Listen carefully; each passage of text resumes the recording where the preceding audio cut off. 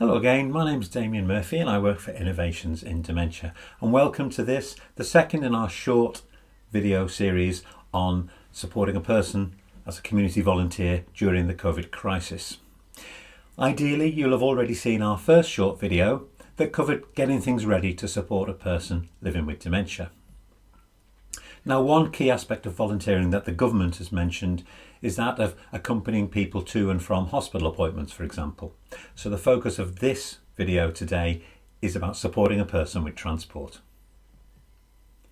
Now, we won't be covering issues of social distancing or personal protection. Hopefully that should be addressed by those you're going to work for, and guidance around that often changes. What we will do, however, is provide you with a little bit of information that we've gained from people living with dementia from their experiences of using taxi services and volunteer driving, for example. And all this information will not only be useful for during the COVID crisis, but beyond too. What we're going to do then is take you through all stages of the journey from before your pickup to after the drop-off. So let's talk about getting ready. Hopefully, having watched our first short video, you will have made contact with the person you're going to support. You may have picked up a little bit of information about them, and they will have some important information about you, like your name, like a photograph of you and your car. Hopefully that's not to steal your identity, but to reassure them. Now here's Ron talking about ongoing reassurance, particularly with keeping in touch. If they're going to be late, phone, even if it's minutes, let us know. Now, we've mentioned before that many people often get blamed for their dementia, so please do not be cross if a person keeps ringing to find out where you are. Chances are they may be panicking, and you've got to understand that.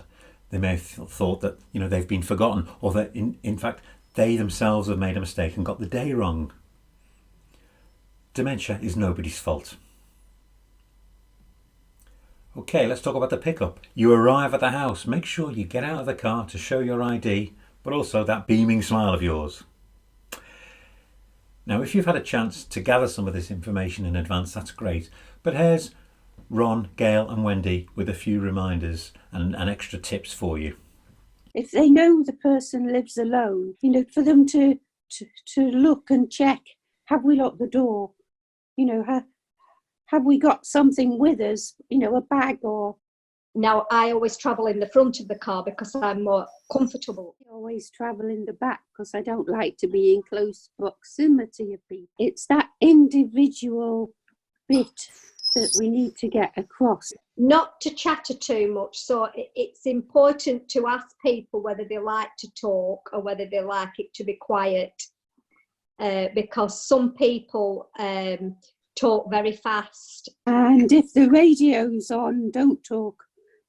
One or the other, not everything.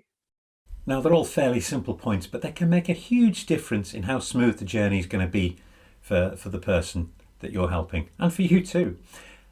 I hope we did manage to get across that individual bit, as Wendy puts it. Now, all of these tips and a few more are included in the excellent and clear checklist that we've produced for you, and that's here on our website.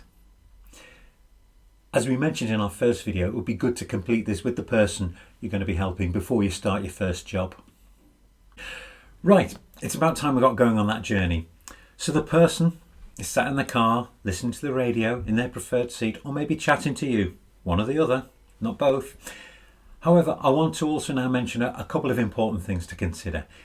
Now, we're going to border on science, but don't worry about that. Firstly, as many of you will know, dementia is much more than memory loss. It can and does affect people in many other ways. Here's Gail with a particular request, given some of her particular needs and experiences when driving. And when I'm travelling in a car, I don't know if anybody else is the same, but because perception sometimes is, if there's something near to me, so if I'm going down a road and we pass something like, I don't know, a hedgerow or something like that, it seems to close in on me, so I'll move to one side. So would it be useful just to make people aware to travel slowly? So the ability to process images coming rapidly towards you, or the difficulty in managing chatter as well as listening to the radio, are just two examples of how the senses of people with dementia can be affected. The second thing I want to point out concerns anxiety and uncertainty. They're certainly on the increase in these times, don't we know it? But those feelings are nothing new to many people living with dementia who've been living lives full of uncertainty and no little anxiety, especially when getting out and about. But a lot of this can be alleviated just by your constant ongoing reassurance. Have a listen now to a couple of simple tips from some more of our experienced passengers. It might be in the time that you're travelling, if the person that's taking you to wherever you're going could just say, we're nearly there, we're 5 minutes away, because we do get a little panicky. To whether we're going in the right direction. General chit chat and keep us informed on this journey. Just to add something, if they're taking us somewhere, make sure we get to wherever we're going. So there's a good reminder there from Wendy to make sure she gets to exactly where she needs to be. Which brings us to the drop-off. Now, upon arrival at the drop-off destination, we strongly recommend you accompany the person you're supporting to another person in the destination building, rather than leaving them at the door. Several of us have learnt by experience that it's best to operate a person-to-person service rather than just a door-to-door one. Of course, when you are dropping off, don't forget the return journey. Here's Wendy with a quick reminder. How are we getting back? Are they going to wait for us? We hope you've managed to pick up some useful information in this short film. And as mentioned earlier, these are all principles that will help you beyond the COVID crisis in a world of ongoing uncertainty for people living with dementia. So do please look at the Innovations in Dementia website and the checklist that we've got there, and check out our other short videos to support community volunteers too. In the meantime, bon voyage!